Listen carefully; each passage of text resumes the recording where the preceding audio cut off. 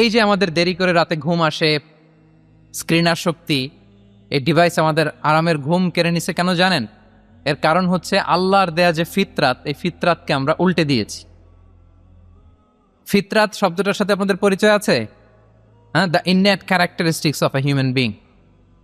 একটা মানুষের যে যে ক্যারেক্টারিস্টিক্স, যে ইননেট স্বভাব দিয়ে আল্লাহ তাআলা তৈরি করেছেন, নেচার, এটাকে আরবিতে বলে ফিতরাত। এই ফিতরাতের বিরুদ্ধে কিছু করা যাবে না। ইসলামিক লাইফস্টাইল হচ্ছে ফিতরা বেসড লাইফস্টাইল। ফিতরাতাল্লাহিল্লাতী ফাতারান নাস আলাইহা লা তাবদীলা লিখালকিল্লাহ। আল্লাহর প্রকৃতির অনুসরণ করো, যে প্রকৃতি দিয়ে তিনি মানুষকে সৃষ্টি করেছেন। আর আল্লাহর সৃষ্টি কাঠামোর মধ্যে কোনো পরিবর্তন, কোনো বিকৃতি নেই। সুবহানাল্লাহ বিহামদি। তা আমরা এই ফিতরাতকে চেঞ্জ করে দেওয়ার কারণে এই ঝামেলা। আমরা সবাই এই ফিতরাতের উপর জন্মেছি। কুল্লু মাউলুদিন ইউলাদু আলাল ফিতরা ফাআবাওয়াহু ইউহাউবিদানি আও ইউনাসসিরানি আও ইউমাজ্জিসানি। প্রতিটি নিউ বর্ন বেবি তারা ফিতরাতের উপর জন্মায়, মানে নবজাতক সন্তান ইসলামের উপর জন্মায়। কিন্তু বাবা মা তাকে হয় ইহুদি বানায়, নাসারা বানায় বা অগ্নি উপাসক বানায়। তাহলে এই যে ফিতরাত, আল্লাহর দেয়া ফিতরাতকে যখন আমরা চেঞ্জ করেছি, আমাদের জীবন থেকে বারাকা উঠে গিয়েছে। ফিতরাতকে যদি আরো সহজ করে আমি আপনাদেরকে বুঝাই, তাহলে ফিতরাত হচ্ছে যা কিছু স্বাভাবিক, যা কিছু কল্যাণকর, যা কিছু ভালো, তাই ফিতরাত। আই রিপিট, সুপ্রিয় শিক্ষার্থী বন্ধুরা, ফিতরাত হচ্ছে যা কিছু স্বাভাবিক, যা কিছু ভালো, যা কিছু কল্যাণকর, তাই কি? তাই ফিতরাত। এই যে এখন আরবি কোন মাস চলছে বলেন তো? রজব। এই রজব মাসের ২৬ তারিখ দিবাগত রাত্রে আল্লাহ রাসূল সাল্লাল্লাহু আলাইহি ওয়াসাল্লাম ঊর্ধ্ব জগতের একটা ভিজিটে গিয়েছিলেন। আমরা জানি না সবাই? হ্যাঁ, ইসরা মেরাজের কথা আমরা জানি। সো এই মেরাজ রজনীতে আল্লাহ রাসূল সাল্লাল্লাহু আলাইহি ওয়া আলিহি ওয়াসাল্লাম ফিতরাত, মানে what is the essence of ফিতরা, এটা বোঝানোর জন্য হাদিসটা আমি শেয়ার করছি। মেরাজে যখন গেলেন, জিবরিল আলাইহিস সালাম ওনাকে 2টা পেয়ালা দিলেন। তিনি বললেন, উচি চুবি ইনা আইন, আমাকে 2টি পেয়ালা দেয়া হলো। ফি আহাদিহিমা লাবান ও ফিল আখারি খামর। এক পেয়ালায় ছিল দুধ, আরেক পেয়ালায় ছিল মদ। ফা আখাজতুল লাবান ওয়া শারিবতু। যখন 2টা অপশন দেয়া হলো, 2টা পেয়ালা, আমি দুধের পেয়ালাটা নিলাম এবং সেটা পান করলাম। তখন জিবরিল আলাইহিস সালাম বললেন, আসাবতাল ফিতরা, মানে you are guided to the ফিতরা, আপনি সঠিকটাই নিয়েছেন। যেটা ফিতরা, যেটা নেওয়া উচিত, আপনি ওইটাই নিয়েছেন। তাহলে এখন আরো সহজ হবে। যদি 2টা পেয়ালা দেয়া হয়, একটা মদের পেয়ালা আর একটা দুধের পেয়ালা, তো আমরা নিব কোনটা বলেন? হ্যাঁ, তাইলেই ফিতরা হবে। তাহলে কি হবে? তাহলে যেটা স্বাভাবিক, যেটা কল্যাণকর, যেটা আমাদের জন্য ভালো, সেটা হচ্ছে ফিতরাত। তাহলে মদের পেয়ালা, দুধের পেয়ালা, কোনটা নিব? সবাই নিব তো নাকি? আমাদের রুচির যে দুর্ভিক্ষ চলতেছে, অনেকে মদের পেয়ালাই নিয়ে নিবে। কি বলেন? আছে না একদল, তারা কি করে? ওইটা চুজ করে ফেলবে। এবার বলেন, আমরা কোন পেয়ালা নিব, মদের না দুধের? আমাদের ঐতিহ্য, আমাদের রুচি, আমাদের মূল্যবোধকে ধ্বংসের যত আয়োজন দরকার, সব সেট আপ চারদিকে আছে। আল্লাহর ফিতরাতকে ধ্বংস করে দেওয়ার শয়তানি সব আয়োজন আমাদের চারিদিকে। বাট আপনাকে রাইট থিংটা চুজ করতে হবে। তাহলে রাসূল সাল্লাল্লাহু আলাইহি ওয়াসাল্লামকে দুধ দেয়া হলো, মদ দেয়া হলো, তিনি নিলেন দুধের পেয়ালা। তাহলে এটা হচ্ছে ফিতরাত। এটা কি? সব কিছু আমাদের লাইফস্টাইল চেঞ্জ করে দেওয়া হয়েছে, আমাদের ফুড হ্যাবিট চেঞ্জ করে দেওয়া হয়েছে, আমাদের খাদ্যাভ্যাসের মধ্যে পরিবর্তন। দেখবেন যে এখন আমরা যা খাই, আগে কিন্তু এটা খাইতাম না। এখন আমরা প্রসেসড ফুড খাই, হ্যাঁ, ফাস্ট ফুড খাই, জেনেটিক্যালি মডিফাইড যে ফুডগুলো আমরা খাই, এরপরে ল্যাব মিট, কত যে ভয়ঙ্কর। আপনারা জেনে থাকবার কথা যে ল্যাবে তৈরি মাংস দেখেছেন নাকি আপনারা? প্রাকৃতিক মাংসের কোনো ছিটে ফোটা নেই, কিন্তু এটা গরুর মাংস হয়ে গেছে, ওইটা মানুষ খাচ্ছে। মানে আমাদের লাইফস্টাইলও করাপ্টেড, আমাদের ফুড হ্যাবিটও করাপ্টেড, আমাদের স্লিপিং সাইকেলটা করাপ্টেড, সব কিছু করাপ্ট করে দেওয়া হচ্ছে। এবং এটার প্রভাব পড়েছে আমাদের শিশুদের মধ্যেও। দেখবেন যে শিশুরা সবজি খেতে চায় না। আমার তো 2 মেয়ে আছে, আমি তো দেখি বাসায়, বা অনেকের কমপ্লেনগুলো আমরা শুনি। আমাদের এখনকার বাচ্চাদেরকে ভেজিটেবলস দিলে খায় না, মাছ দিলে খায় না, অর্গানিক ভালো ভালো খাবার দিলে শাকসবজি খায় না। কি খাবে জানেন? সচেস খায়, সচেস, হটডগ খায়।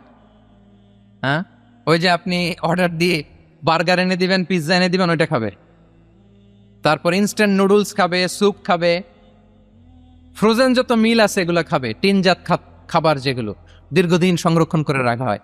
তো বলেন, আজ থেকে 30 বছর আগে আমাদের বড়রা কিংবা আমাদের শিশুরা আমরা কেউ কি এই খাবার খেয়েছি? বলেন তো, আওয়াজ করেন, খেয়েছি কেউ?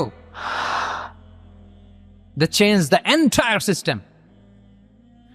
কেন আমরা ইসলামিক লাইফস্টাইল নিয়ে কথা বলছি এখন? কারণ আমাদের পুরো সিস্টেমটাই, আমাদের পুরো ফিতরাতটাই ওরা চেঞ্জ করে দিয়েছে। তারপর ডিভাইস ছাড়া বাচ্চারা খেতে চায় না, কার্টুন দেখে দেখে খাওয়াতে হয় ওদের। কি বলেন? আচ্ছা বলেন তো, আজ থেকে 30 বছর পেছনে ব্যাক টু দ্য হিস্ট্রিতে যদি আমরা যাই, 70-এর দশকে, 80-র দশকে বাংলাদেশের কোনো একটা গ্রামের কথা, একটা পল্লীর কথা আপনি একটু চিন্তা করেন তো। রাত 8টার দিকে, 9টার দিকে আপনি ওই গ্রামের কাউকে খুঁজে পাবেন? 70-এর দশকে, 80-র দশকে একটা গ্রামের, একটা গ্রামীণ একটা পরিবেশের কথা যদি চিন্তা করেন, রাত 8টায় সবার কি অবস্থা বলেন তো? আপনি তো ঘুম খুঁজে পান না, আপনার তো ইনসমনিয়া। আমাদের এখন ট্যাবলেট খাওয়া লাগে না ঘুমের জন্য? আমাদের তো ইনসমনিয়া হয়ে গেছে এখন। কিন্তু আজ থেকে বেশি দূরে না, 30 বছর আগের একটা গ্রামীণ পরিবেশের রাত 8টার পরিবেশ হচ্ছে সবাই ঘুম।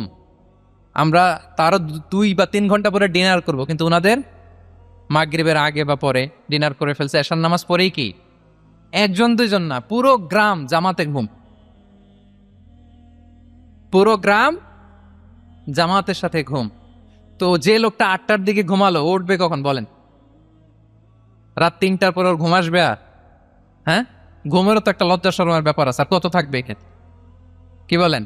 আপনি তো ঘুমাতে যান রাত 2টায়, আর আজ থেকে 30 বছর আগে আমার বাংলাদেশের একটা গ্রামীণ পরিবেশে রাত 8টার দিকে সবাই ঘুম। আমরা এখন যে টাইমটাতে ঘুমোতে যাই, ওই সময় ওনাদের অর্ধেক ঘুম শেষ। ফজরের নামাজ পড়ে আমাদের বাপ চাচারা কি করতো? হ্যাঁ, একটু ব্যাক টু দ্য হিস্ট্রিতে তাকান না। ফজরের নামাজ পড়ে এক বল পান্তা ভাত খাইতো। আমরা তো এখন এতটুক খাইলে আমাদের এটা বার্ন করার জন্য দৌড়াইতে হয় 5 কিলো, জিমনেশিয়ামে যাইতে হয়, কত আয়োজন, কত ওয়ার্কআউট করা লাগে। এক বল কাঁচামরিচ দিয়ে, পোড়ামরিচ দিয়ে ভাত খেয়ে চলে যাইতো ফসল খেতে। দুপুরে আবার এক বল, খাইতে বসলেই এক বল। আমরা সারা মাসে খেতে পারি না এক বল। আচ্ছা, কি খেত? খাওয়ার আইটেমটা দেখেন তো, কোনো ফরমালিন আছে? কথা বলেন। কোনো মেডিসিন ছিল না, একেবারে ফ্রেশ, হ্যাঁ, পিওর অর্গানিক। নিজেদের মাঠ থেকে আনা যে ধান, ঢেকি ছাটার ধান দিয়ে ভাত খেত। বাড়ির পুকুরের মাছ, কোনো ফরমালিন নাই। নিজের চাষ করা সবজি খেত, গোয়ালের দুধ খেত। আমরা অনেকে মনে করি যে আমাদের এই যে সায়েন্স অ্যান্ড টেকনোলজিক্যাল অ্যাডভান্সমেন্টের যুগে আমরা বোধহয় খুব সুখে আছি। আমাদের দাদা পরদাদারা বোধহয় এত সুখ করে যায় নাই। ওনারা যে সুখ করে গেছে তা আমরা চোখেও দেখিনি। আমার দাদা পরদাদারা যে সুখে লাইফ লিড করেছে তার অর্ধেকও আমরা করতে পারি না। তারাই আসলে শান্তির, সুখের, আনন্দের সময়টা তারা কাটিয়েছে। তাহলে সম্মানিত সুধী মণ্ডলী, পুরো আমি আপনাদেরকে বোঝানোর চেষ্টা করছি যে ইসলামিক লাইফস্টাইল নিয়ে why we should talk about Islamic lifestyle. কারণ পুরো সিস্টেমটাকে তারা করাপ্ট করেছে। The food habit, the lifestyle, the sleeping style,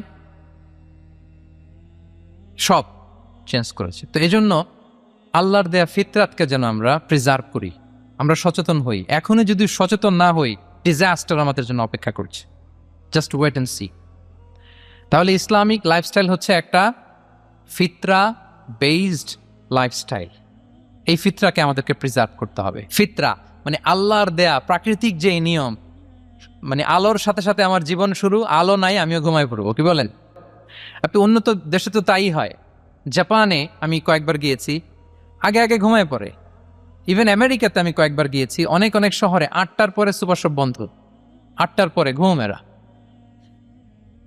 আমরা হাঁটছি কোন দিকে? আমরা একটু নিজেদেরকে প্রশ্ন করি।